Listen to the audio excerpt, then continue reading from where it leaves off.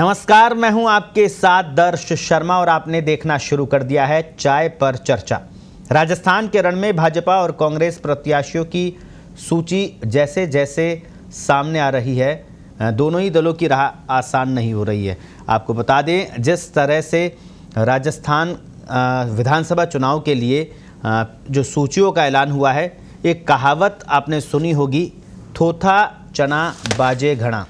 ये कहावत इन दिनों भाजपा और कांग्रेस पर बिल्कुल सटीक बैठ रही है, क्योंकि चुनाव से पहले जिस तरह से कांग्रेस और भाजपा ने दावा किया था, वादा किया था अपने कार्यकर्ताओं से, अपने नेताओं से, और जिस तरह से खुलेआम सार्वजनिक तौर पर कांग्रेस के और भाजपा के बड़े बड़े नेताओं ने दावा किया था कि इस बार टिकट वितरण होगा वो बिल्कुल अलग तरीके से होगा, उसका कॉन्सेप्ट बिल्कुल अलग होगा, उसके लिए बाकायदा सर्वे किया जाएगा, अलग अलग 3 से 4 बार सर्वे होगा, पर्यवेक्षकों की रिपोर्ट होगी, तमाम कई चीज़ें, कई दावे किए गए थे।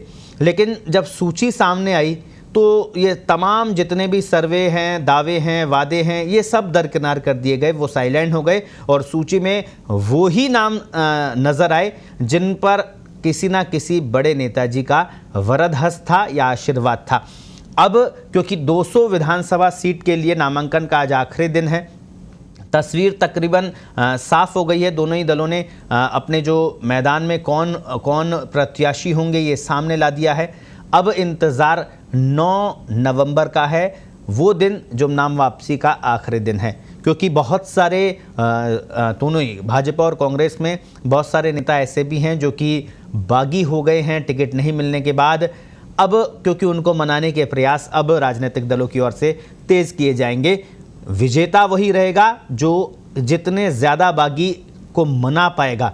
अगर जिस भी दल के बागी ज़्यादा है उसके लिए परेशानी बढ़ने वाली है। तो आज चाय पर चर्चा इसी अहम मुद्दे पर करेंगे कि क्यों राजनीतिक दलों की कथनी और करनी में अंतर बढ़ता जा रहा है, क्यों वो जो बात बोलते हैं वो भूल जाते हैं, क्यों जिस तरह से सर्वे टिकट वितरण में अलग अलग सर्वे की, अलग अलग रिपोर्ट की बात की गई थी, क्यों उन सभी रिपोर्टों को दरकिनार कर दिया गया। इन तमाम विषयों को लेकर आज हम हाजिर हुए हैं। चाय पर चर्चा हम करेंगे। मेहमानों से आपका परिचय कराऊं।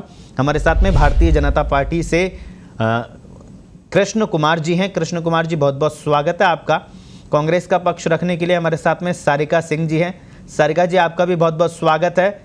और स्टूडियो में मेरे साथी वरिष्ठ पत्रकार गिरिराज शर्मा हमारे साथ में। गिरिराज जी, आपका भी बहुत बहुत स्वागत। सबसे पहले कृष्ण कुमार जी, आप ही के पास में जिस तरह से जो ज़मीनी कार्यकर्ता को मौका मिलने की बात बीजेपी करती है, पार्टी विद डिफरेंस की बात करती है, विश्व की सबसे बड़ी पार्टी की बात करती है, लोकतंत्र की बात करती है, लेकिन जो सूची अब क्योंकि अब पूरी तरह से साफ है, 200 के 200 सामने आ गए हैं, इतनी कथनी और करनी में अंतर क्यों? देखिए दर्श जी, कुल मिलाकर के कथनी और करनी के फर्क का जो कारण आपको नजर आ रहा है, राजनीति की जो परिस्थितियां हैं, भारतीय जनता पार्टी ने इस चुनाव में व्यक्ति नहीं संगठन के सिंबल पर चुनाव लड़ने का फैसला किया था और स्थानीय नेता नहीं राष्ट्रीय नेता के नेतृत्व में चुनाव लड़ने का फैसला किया था। और उसके कारण जो विषय निकल कर आया, जो विवाद खड़े हुए, उन सब के बीच में से रास्ता निकालने की कोशिश की है। बहुत सारे ऐसे प्रत्याशी हैं जो पहली बार पार्टी की टिकट लेकर चुनाव लड़ रहे हैं। पार्टी बदलाव की दिशा में जो कल्पना लेकर चल रही थी, निश्चित रूप से आपका ये सवाल जायज है कि उतना अनुपात में हम नए चेहरों को मौका नहीं दे पाए। फिर भी बड़ी संख्या में जहां कहीं आप देखेंगे, दृष्टिपात करेंगे, तो तुलनात्मक रूप से हमने कांग्रेस से ज्यादा नए चेहरों को मौका दिया है। परंपरावादी राजनीति में पूर्ण बदलाव नहीं, लेकिन आंशिक बदलाव की कोशिश की है।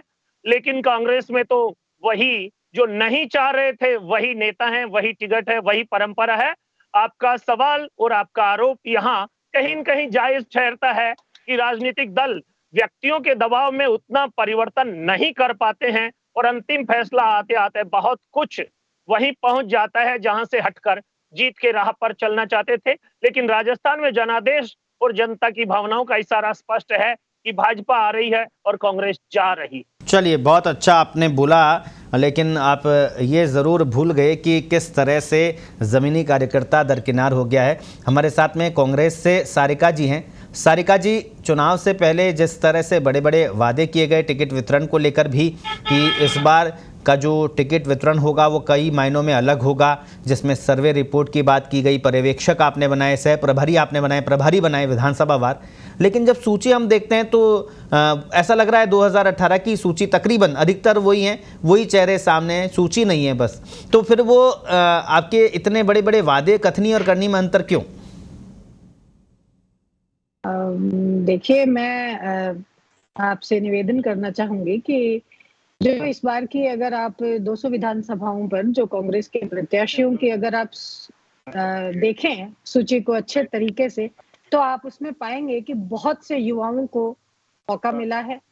ऐसे जमीनी कार्यकर्ताओं को कांग्रेस ने मौका दिया है जो बिल्कुल कहीं भी किसी भी रूप में, और पार्टी के ऐसे कार्यकर्ता हैं जो कि जमीन से जुड़ करके, लोगों से जुड़ करके, अपने क्षेत्र में रह करके लगातार काम कर रहे हैं।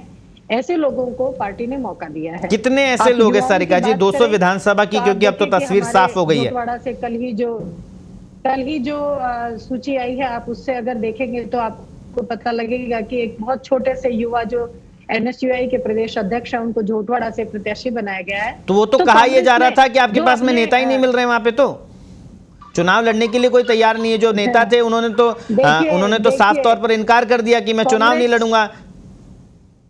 कांग्रेस इस देश की आत्मा में बसती है और कांग्रेस एक सुशासन के रूप में जानी जाती है। आप ये बिल्कुल गलत कह रहे हैं कि कांग्रेस के पास नेता नहीं है। मैं आपसे ये हम नहीं कह रहे सारिका जी, कांग्रेस गलियारे का जो आम कार्यकर्ता है वो कह रहा है। नहीं, ये बिल्कुल धरातल पर ये बात सच नहीं है। ये मीडिया में उपजी हुई बात है जो कि विरोधी दल के लोग अपने पक्ष को बचाने के लिए, क्योंकि हम देख रहे हैं कि जो सूची आई है उसमें इनको सांसद उतारने पड़ रहे हैं। तो हकीकत ये है कि बीजेपी के पास में कार्यकर्ता नहीं है, नेता नहीं है, इसलिए वो अपने सांसदों को क्षेत्र में भेज रहे हैं। अगर हम कांग्रेस की बात करते हैं तो कांग्रेस में कार्यकर्ता ही सबसे बड़ा नेता है। और 200 सूची अगर हम देखें, कैंडिडेट्स की सूची को हम देखें, तो वो एक बहुत ही संतुलित सूची है। उसमें अनुशासन को, उसके अंदर कार्यकर्ताओं की आवाज को, उसके अंदर जमीनी हकीकत को, जिताऊ कैंडिडेट को और एक्सपीरियंस को, हर तरीके से उसको बैलेंस करते हुए 200 कैंडिडेट। और सबसे ऊपर ये कि इस बार क्योंकि राजस्थान में रिवाज बदलने वाला है, तो नेतृत्व यही चाहता है कि ऐसे कैंडिडेट्स को टिकट दी जाए जिन्होंने जमीन पर लोगों के बीच रह करके 5 साल काम किया है और वो जीत को सुनिश्चित कर सके और राजस्थान में फिर से कांग्रेस की जनहितकारी कल्याणकारी सरकार दोबारा रिपीट हो सके। जी, हमारे साथ में स्टूडियो में गिरिराज शर्मा जी है। गिरिराज जी, जिस तरह से, क्योंकि लगातार आप फील्ड में रहते हैं, तमाम जो कांग्रेस और भाजपा के बड़े बड़े नेताओं के दावों को भी आप सुनते हैं, टिकट वितरण से पहले जिस तरह से दावे किए गए और अब सूचियों को हम देख रहे हैं, 200 के 200 विधानसभा सीटों पर भाजपा कांग्रेस ने मैदान में चेहरे उतार दिए। आपको लगता है कि जो दावे और वादे किए गए थे वो उन पर ये भाजपा और कांग्रेस खरी उतर पाई है? जी, बिल्कुल सही है कि दावे किए गए थे दोनों ही पार्टियों की ओर से, हम जिताऊ को ही टिकट देंगे और जिताऊ को ही मैदान में उतारेंगे। पर जो सूची सामने निकल के आई है, जैसे ही सूची जो नाम सामने आए हैं उसके साथ ही दोनों ही पार्टियों में विरोध भी सामने आया है। तो कहीं न कहीं जो कार्यकर्ता है, विरोध जनता का नहीं है, जो आपसी इनके खुद के कार्यकर्ता है उन्हीं का विरोध आ रहा है सामने। तो एक ये बड़ा सवाल खड़ा होता है कि जो जिताऊ वाली जो बात की जा रही है कि जिताऊ चेहरों को ही हम टिकट दे रहे हैं, जबकि धरातल पर देखा जाए तो आम कार्यकर्ता, जो इनका कार्यकर्ता है, वो ही घर घर जाता है, लोगों को वोट के लिए मनाता है। जब वही साथ नहीं लगेंगे तो एक जो आधार बताया जा रहा है जिताऊ चेहरे का, वो कहीं न कहीं ये एक अपने आप में बड़ा सवाल भी खड़ा करता है। दूसरी बात की जाए, भाई दोनों पार्टियों ने इस बार सर्वे की बात सामने आ रही है, कहा ये भी जा रहा है कि एक नहीं 5-5 एजेंसियों से सर्वे करवाया गया है, चाहे बीजेपी हो चाहे कांग्रेस। इस बार कांग्रेस ने भी परिपाटी बदली है और उन्होंने भी प्रदेश स्तर पर भी सर्वे करवाया बताते हैं और नेशनल स्तर पर भी सर्वे करवाया बताते हैं। पर जहाँ तक जो टिकट वितरण की बात है, तो लोगों का जो आक्रोश सामने आया है उसको देखते हुए ये नहीं लगता कि जो इनके सर्वे के आधार पर टिकट दिए गए हैं। बात करें कांग्रेस की तो अधिकतर चेहरे वही है जो पिछली बार एमएलए रहे हो या जिन्होंने चुनाव जीता हो, वो चुनाव लड़ा हो। तो कहीं न कहीं अगर जनता से सर्वे लेते तो जनता का जो आक्रोश है या जनता की जो भावना है उसका अगर ख्याल रखते तो बदलाव जरूर नजर आता। तो आपको क्या लगता है, क्योंकि गिरिराज जी जिस तरह से अब पिछले कई सालों से कई चुनावों को हम देख रहे हैं, टिकट वो ही पा रहे हैं जिन पर नेताजी का वरदहस्त है, तो ये जनता, क्योंकि जिस तरह से सर्वे की बातें हो रही है, सर्वे में रिपोर्ट कार्ड नेताओं का अच्छा नहीं है, उसके बावजूद भी वही चेहरे, क्या जनता पर ये प्रत्याशी और उम्मीदवार थोपा जा रहा है? बिल्कुल, जो प्रत्याशी सामने आ रहे हैं जिनको दोनों पार्टियां मैदान में उतार रही है और जनता के बीच लेके जा रही है, तो कहीं न कहीं उनको देखने के बाद तो यही सार्थक हो रहा है कि ये जनता पे थोपे जा रहे हैं। हालांकि जनता की मजबूरी है, उसको लोकतंत्र की रक्षा के लिए वोट का अधिकार है, वोटिंग उसको करनी है। बड़ी पार्टियां दोनों ही हैं, अब वो कहीं न कहीं तो अपना मताधिकार का प्रयोग करती है। तो ऐसे में जो जनता का जो कहते हैं कि इंसाफ होना चाहिए जनता के साथ, या जनता की जो भावना है उसके अनुरूप कोई प्रत्याशी आए, वो नहीं आ पाता है। और इसका सबसे बड़ा उदाहरण इसी को लेके अपन देख सकते हैं कि दोनों पार्टियों में जो आक्रोश होता है कार्यकर्ताओं का, हालांकि कार्यकर्ता जो छोटा कार्यकर्ता है, या जैसे शहर की बात करें तो पार्षद हो गया, और गांव की बात करें तो एक सरपंच हो गया, जो उसको पूरे वार्ड की और अपने गांव की पूरी स्थिति का पता होता है। पर सर्वे में उनको उनकी जो भावना होती है उसको दरकिनार किया जाता है। हालांकि सवाल ये भी उठता है कि जो सिटिंग एमएलए होते हैं उन्हीं की मनपसंद के पार्षद होते हैं और उन्हीं की मनपसंद के सरपंच होते हैं। पर जो सर्वे करवाया जाता है, चाहे थर्ड पार्टी से ही करवाए, पर जो टिकट वितरण हुआ है उसमें कहीं न कहीं ये सामने आ गया कि जो मतलब पुराने चेहरे सामने आते हैं, तो कहीं न कहीं उस सर्वे पे भी या तो सवाल उठना लाजमी है, या सर्वे की इनको कहीं उसको इम्प्लीमेंट नहीं किया गया है। तो ऐसे में सर्वे की जो बात की जा रही है वो भले ही दोनों ही बड़ी पार्टियां हैं, सर्वे पे पैसे भी खर्च करती हो, बड़ा बजट भी खर्च करती हो, या कोई थर्ड पार्टी से सर्वे भी करवाती हो, पर जब उसको अमल में ही नहीं लेके आते हैं सर्वे को, या उसको जनता के सामने नहीं लेके आते हैं, या जनता के सामने लेके आए तो पता चले कि सर्वे में ये नाम आ रहे हैं। हालांकि चाहे देश भर में नहीं तो स्थानीय स्तर पर उस सर्वे को पहले सार्वजनिक किया जाए। जी, और हम चर्चा कर रहे हैं जिस तरह से बातें बड़े बड़े किए गए थे, थोथा चना बाजे घड़ा की कहावत को राजनीतिक दल जिस तरह से साकार कर रहे हैं। हमारे साथ में भाजपा से कृष्ण कुमार जी हैं। कृष्ण कुमार जी, आपके टिकट चयन का आधार क्या था? ये थोड़ा सा देश की जनता भी जानना चाहती है, हम भी जानना चाहते हैं कि क्या सिर्फ जिताऊ एक आधार है, या फिर जो जिस तरह से बड़ी बड़ी बातें की गई, सर्वे किए गए, इन सब का आधार क्या था? देखो, सर्वे एक आधार है ओपिनियन लेने का, और सर्वे के बाद भी जो काम होता है एक मिश्रित आधार डेवलप किया जाता है, जहां जिताऊ भी हो, जनता की ओपिनियन भी हो। हमारे शेखावाटी की 21 सीटें हैं, उनमें से 7 सीटें भाजपा ने ऐसे लोगों को दी है जो पहली बार चुनाव लड़ रहे हैं। 3 सीटें झुंझुनू जिले में हैं, 2 सीटें चूरू जिले में हैं, 2 सीटें सीकर जिले में हैं। वहां पर उम्मीदवार पहली बार जो पार्टी के पदाधिकारी के रूप में काम कर रहे थे, कृष्ण कुमार जी, या प्रधान कृष्ण कुमार जी, आपको वो सीटें भी याद है जहां पर भाजपा ने टिकट दिए? कांग्रेस के नेता हुआ करते थे, आज आपकी पार्टी में शामिल हुए और दूसरे दिन टिकट आपने दे दिया, उनके नाम भी जरा याद है या मैं गिनाऊं थोड़ा सा? मुझे आपके गिनाने की जरूरत नहीं है, सारा 200 का 200 चित्र सामने है। निश्चित रूप से ये प्रयोग भी हुए हैं, क्योंकि सह और मात का जो खेल है, राजस्थान में जिस प्रकार की परिस्थिति पिछले 4 साल में राजनीति की बनी रही है, एक दूसरे को देखने और दिखाने का जो खेल चल रहा था, उसमें ऐसी बातें भी समाहित हुई हैं। लेकिन भारतीय जनता पार्टी ने बदलाव किया। आपके जयपुर में पत्रकारिता के क्षेत्र से आए गोपाल जी को सिविल लाइन में टिकट दिया ना हमने, प्रदेश अध्यक्ष की टिकट काट कर पूर्व प्रदेश अध्यक्ष अरुण जी की जगह गोपाल जी को दिया है, परनामी जी के दूसरे कार्यकर्ता को दिया है। वो तो आपने किसी बड़े नेता के हाथ काटे हैं, का पालन भी किया है जी, वो तो सबको पता है कि ये सब चीजें करके। शह मात के खेल में सवाल यही है कृष्ण कुमार जी, शह मात के खेल में जमीनी कार्यकर्ता कहाँ गया, उसकी विचारधारा कहाँ गई? बड़ी विचारधारा की बातें तो भाजपा करती है ना, लेकिन जिस तरह से शह मात का खेल चल रहा है और उसमें आम कार्यकर्ता की भावना, भाजपा के बहुत सारे जमीनी कार्यकर्ताओं को हमने टटोला, उनसे पूछा तो उन्होंने ये कहा कि हमको सीधे आला कमान की तरफ से आदेश आ गया है कि यही आपके नेता होंगे। हमारा कोई फीडबैक ही नहीं लिया। आप बातें करते हो पन्ना प्रमुख की और बात कर रहे हो और आपके नेताओं से आप फीडबैक नहीं ले रहे हो कि कौन सा उम्मीदवार ठीक रहेगा, आप उसमें थोपा जा रहा है। निश्चित रूप से कार्यकर्ताओं के फीडबैक के आधार पर ही नेता राजनीति करते हैं। बड़े नेताओं को निर्णय को थोपना नहीं कहा जाता। एक बैलेंस की प्रक्रिया बड़े स्तर पर बैठकर बनाई जाती है। जैसे आप राजस्थान पत्रिका के इस चैनल में पूरे राजस्थान के समाचारों को समायोजित करते हैं, तो समाचार की प्राथमिकता तय करते हैं कौन सा दिखाने का है, कौन सा रोकने का है, कौन सा कितना दिखाने का है। वैसे ही पार्टी के बड़े नेता भी तय करते हैं कि कार्यकर्ताओं की फीडबैक। राजस्थान पत्रिका बड़ी बड़ी बातें नहीं करता है कृष्ण कुमार जी। आपके नेता बड़ी बड़ी बातें करते हैं, आपके नेता बड़ी बड़ी बातें करते हैं, दावे करते हैं। पन्ना प्रमुख, बूथ प्रमुख, उनसे और हमारे जमीनी कार्यकर्ता को हम ऊपर तक लेके जाते हैं, जमीनी कार्यकर्ता को पूछा जाता है।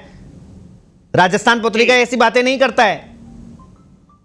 मैंने उदाहरण इसीलिए दिया है कि आपको ये बात समझ में आ जाए कि जमीनी कार्यकर्ताओं के साथ भाजपा का तालमेल कैसे बना रहता है। ये उदाहरण आपका गलत है ना। जमीनी कार्यकर्ताओं के साथ तो आप किस तरह का बर्ताव करो, किस तरह का भेदभाव करो, ये तो वो उनसे पूछो ना, आप उनसे बातचीत तो करो। बड़े बड़े कमरों में बैठकर आपने रणनीति तय कर ली। आम कार्यकर्ता बोल रहा है कि हमको ठग लिया, दूसरे हम 5 साल तक मेहनत कर रहे हैं, दूसरे दल से नेता आ गया, उसको अपना नेता मान लो। हाँ, ये अपवाद की घटनाएं भी हुई हैं, लेकिन जमीनी कार्यकर्ताओं का सम्मान भी हुआ। टिकट 200 हैं, मांगने वाले 20,000 हैं। निश्चित रूप से जो 19,800 कार्यकर्ता हैं, उनका आहत भी होगा, उनका ईगो हर्ट भी होगा और वो आपके पास शिकायत भी लेकर आएंगे जी। लेकिन वास्तविकता में तो टिकट 200 ही हैं। इसलिए इस प्रकार की परिस्थितियों का वो बड़े नेता के रूप में भूमिका निर्वहन जब हम करें या कांग्रेस के नेता करें या अगर आपको जिम्मेदारी दी जाए तो आप करें, तो इस प्रकार का असंतोष तो सामने रहेगा। कांग्रेस से सारिका सिंह जी हमारे साथ में। सारिका जी, आप ही से भी वही सवाल, क्योंकि जिस तरह से सर्वे की बातें हुई, एजेंसियों की बात हुई, प्रदेश लेवल पर अलग सर्वे हो रहा है और राष्ट्रीय स्तर पर अलग सर्वे हो रहा है, अलग एजेंसी से आप अलग सर्वे करवा रहे हैं, इन सब सर्वे का हुआ क्या? देखिए सर, सर्वे के आधार पर ही सबसे जो प्रमुख टिकट वितरण का आधार है वो सर्वे ही है। और आप अभी कल की रात की जो सूची आई है उसमें आप देख सकते हैं कि बहुत ही वरिष्ठ कांग्रेसी नेता जो महेश जोशी जी हवा महल टीम जो कॉन्स्टिट्यूएंसी से जो रहे हैं कितनी बार के और कैबिनेट मिनिस्टर रहे हैं, क्योंकि सर्वे में उनकी रिपोर्ट अच्छी नहीं थी। सर्वे के आधार पर सारिका जी, आप गलत एग्जाम्पल देने लग गए। जिस तरह से बातें आ रही थी कि 25 सितंबर की घटना को लेकर आलाकमान को जिस तरह से चुनौती दी, आपने तो यहाँ पर भी भेदभाव कर दिया। जो जिन दो लोगों पर, 3 नेता थे, जिन 2 नेताओं पर आरोप लग रहा था कि इन्होंने एक समानांतर एक विधायक के दल की बैठक बुलाई, उनमें से एक को आपने टिकट दे दिया, दूसरा देखता रह गया। इतना भेदभाव आपने तो यहाँ पर भी कर दिया। मैं इसीलिए आपसे ये कहना चाहती हूँ, क्योंकि जो 25 दिसंबर के जो सितंबर की जो घटना थी उसमें 2-3 लोग जो जिनका नाम आता है, जो बाहरी तौर पर वो भी विपक्षी पार्टियों के द्वारा और इनके मीडिया उसके द्वारा ये चीजें बनाई जो और अलग तरीके से सारिका जी पेश की गई हैं।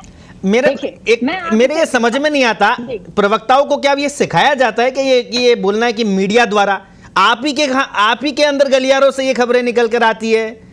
हम कहां से, हम खुद घर से थोड़ी ला रहे हैं, आप ही के नेता बोलते हैं। क्यों अजय माकन जी से पूछो, क्यों उन्होंने अनुशासनहीनता इसको माना?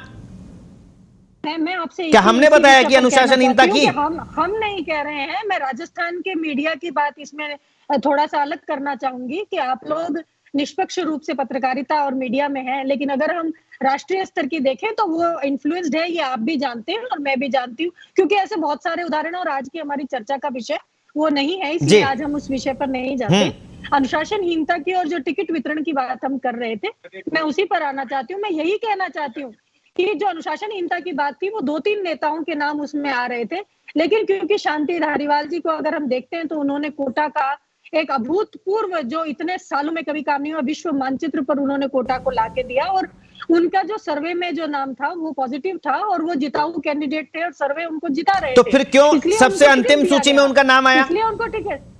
देखिए, ये सूचियां आती जाती रहती है, इसमें कुछ नहीं है। आज अंतिम नॉमिनेशन आज है। आज को देखिए, बहुत सारे विषय होते हैं जिन पर चर्चाएं होती हैं, आती जाती रहती है, धड़कनें बढ़ाते रहते हैं नेताओं की। किसी का अंतिम में आ गया, ये तो एक प्रोसीजर है पार्टी का, अंदरूनी वो चलता है। लेकिन जो हम सर्वे की बात करते हैं और जो हम टिकट वितरण की बात कर रहे थे वो यही कर रहे थे। और अभी आप अगर देखें गिरिराज मलिंगा जी को देखें, जिनके ऊपर बहुत जातिवाद के आधार पर जिन्होंने बहुत लोगों को प्रताड़ित किया, जिनका व्यवहार 5 साल तक बिल्कुल भी पार्टी के जो रीति नीति है उसके अनुकूल नहीं रहा। और आप देख सकते हैं कि एक जो कि पिछले 3 बार सारिका जी, आप ही की पार्टी के तो विधायक थे वो, उनको कांग्रेस ने काट दिया। सारिका जी, आप ही की पार्टी के तो विधायक थे, नहीं दिया। आप मारपीट की बात करें। सारिका जी मैं यहीं पे एक सवाल करना चाहूंगा आपसे। आप जिस तरह से बात करें मारपीट की, अब आप ये बात बोले मारपीट की, उससे पहले तक आप एक भी प्रवक्ता ये नहीं बोल रहे थे कि मारपीट की। जैसे ही उन्होंने दल बदला आपने आरोप लगाना चालू कर दिया मारपीट की। सवाल ये है, आपकी सरकार थी, 200 दिन हो गए, अब तक चार्जशीट पेश क्यों नहीं हुई जब उनको आरोपी बना लिया था? वो सारी चीजें प्रोसीजर में है और मैं वो प्रोसीजर पे। चलिए एक और सवाल सारिका जी, क्योंकि वक्त हमारे पास में कम है। सारिका जी, आप ये कह रहे हैं टिकट का आधार सिर्फ सर्वे है। मुख्यमंत्री अशोक गहलोत बार बार ये कह चुके हैं कि सार्वजनिक रूप से ये चीज मान चुके हैं कि जनता ये कह रही है कि गहलोत तुझसे बैर नहीं, मंत्री विधायकों की खैर नहीं। ये मैं नहीं बोल रहा, या आपकी पार्टी के लोकप्रिय नेता ने ये बात कही है। वो सारे जिन से बैर नहीं, जिनकी खैर नहीं ना, वो सब सूचियों में नजर आ रहे हैं। नहीं, ऐसी बात नहीं है। आप देखें तो कितने विधायकों के कल की सूची के अंदर 11 विधायकों के नाम कटे हुए हैं। जो कब 6ठी और 7वीं सूची आई है उसमें 11 विधायकों के नाम कटे हैं जो सिटिंग एमएलएज हैं। ऐसी बात नहीं है। देखिए, जो डेमोक्रेसी के अंदर सबसे इंपॉर्टेंट चीज होती है वो होती है कि आप सरकार बनाएं, क्योंकि अगर आप सत्ता में होंगे, आप सरकार बनाएंगे तो आप अपने जनहितकारी जो नीतियां हैं उनको आप इंप्लीमेंट कर सकेंगे। 5 साल कांग्रेस की गवर्नमेंट रही, हमने कितने काम किए, ओपीएस लगाया, स्वास्थ्य बीमा दिया, हमने 500 रुपए में सिलेंडर दिया। सारिका जी, सबसे बड़ी प्राथमिकता है वो ये है कि हम सरकार में आए। सारिका जी, वक्त कम है, क्योंकि आपने एक उदाहरण छेड़ा है, तो मैं भाजपा के आपके साथी जो हैं प्रतिनिधि, उनसे भी उन सवाल करना बहुत जरूरी हो जाता है। जिस तरह से भाजपा आरोप लगा रही थी, कृष्ण कुमार जी कांग्रेस पार्टी के विधायक है, मारपीट करता है, गुंडागर्दी करता है और हाथ पैर तोड़ देता है, और उसका लगातार उसको गिरफ्तार क्यों नहीं कर रही है? भाजपा तो उसको इनाम में टिकट दे रही है। देखो, राजनीति में कुछ बातें अपवाद स्वरूप होती हैं। अगर मलिंगा जी अपराधी थे तो उनका चालान चार्जशीट पेश हो जाना तो चाहिए। क्या आप उनको सजा दिलवाएंगे? अब आरोपों का कृष्ण कुमार जी, न्यायालय को करना है। नहीं कृष्ण कुमार जी, क्या भाजपा की सरकार मान लो बनती है, भविष्य के गर्भ में ये तो जनता तय करेगी, क्या गिरिराज मलिंगा को सजा भाजपा दिलवाएगी? बीजेपी देखो, ये सजा दिलाना कानून का काम है। सरकार भी तो काम करेगी ना, प्रशासन ब्यूरोक्रेसी भी काम करेगी, प्रशासन पुलिस भी काम करेगी। 200 दिन चार्जशीट तो पुलिस पेश करेगी ना जी। और गृह मंत्री खुद अशोक गहलोत हैं। अगर उनके शासन में उनके विधायक पर यह चार्जशीट पेश नहीं हुई और उन्होंने दल बदल किया है और भाजपा ने उनका टिकट दिया है, तो उस परिस्थिति में वहां के कार्यकर्ता, वहां की जनता निर्णय करेगी। जनता की अदालत में फैसला गया है। गृह मंत्री और सरकार ने तो उनको अपराधी माना नहीं है। अब जनता क्या मानती है, आने वाला समय बताएगा। कृष्ण कुमार जी, कल तक आपकी नजर में भी अपराधी थे ना? अपराधी को टिकट दे दिया जी, अपराधी को टिकट दे दिया आरोपी थे जी, आरोपी थे। अपराधी तो न्यायालय तय करेगा। आरोपी को टिकट दे दिया भाजपा ने। बीजेपी के पास में जी, ऐसे बहुत से लोग हैं जो आरोप के आधार पर टिकट पा रहे हैं। साफ होके आरोप तो अभी कांग्रेस के प्रदेश अध्यक्ष पर भी क्लीन चिट मिल जाएगी, पेपर लीक, क्लीन चिट मिल जाएगी, अब क्लीन चिट मिल जाएगी। हमारे साथ में फाइनल कमेंट लेंगे क्योंकि वक्त कम है। गिरिराज शर्मा जी हमारे साथ में स्टूडियो में। गिरिराज जी, जिस तरह से कथनी और करनी में अंतर आप देख रहे हैं कि पहले जो नेता आरोपी होता था, गुंडा होता था, जिस तरह का शब्दावली नेता यूज करते हैं, इस्तेमाल करते हैं, अब वो अपना होने के बाद में वो क्लीन चिट, क्या कहेंगे? जनता देख रही 25 नवंबर के दिन इस बात का जवाब देगी। जी, ये बिल्कुल सही है कि दोनों पार्टियां कहती है कि हम नए चेहरों को लेके आएंगे, पर जिस तरह से ये जो टिकट वितरण हुआ है, ये वही बीजेपी है, बात की जाए बीजेपी की, जो जिस को अभी दल बदलने के बाद नवाजा गया है, मैदान में उतारा गया है, उसी के खिलाफ जो सबसे बड़ी राजस्थान की जिसे कहते हैं एक विधायिका जहाँ बैठती है, वहाँ पूरे एमएलए जिसके खिलाफ पुरजोर विरोध में उतरे थे जब ये मामला हुआ था, सभी विधायकों ने आवाज़ उठाई थी संबंधित के खिलाफ इसको सज़ा दिलवाने की। जब वही पार्टी उसी व्यक्ति को नवाज रही है, मैदान में उतार रही है, टिकट दे रही है, एक दिन पहले पार्टी में शामिल कर रही है, दूसरे दिन उसको टिकट दे रही है, तो कहीं न कहीं ये पार्टी की मंशाओं पे सवाल खड़े निश्चित तौर पर जिस तरह से कथनी और करनी में अंतर, हम बार बार ये बात बोलते हैं, खासतौर पर राजनीतिक दल और राजनेताओं के लिए जिस तरह से बड़े बड़े वादे दावे किए जाते हैं और जो कल तक आरोपी था वो अपना होने के बाद उसको क्लीन चिट मिल जाती है। ये सब चीज़ें हम उम्मीद करते हैं कि जनता देख रही है। फिलहाल वक्त अनुमति लेने का हो गया। आप तीनों मेहमान इस चर्चा में शामिल हुए, उसके लिए बहुत बहुत आपका धन्यवाद। और फिलहाल के लिए आज बस इतना ही। कल फिर हाजिर होंगे एक नए मुद्दे के साथ। मुझे दीजिए इजाज़त। नमस्कार।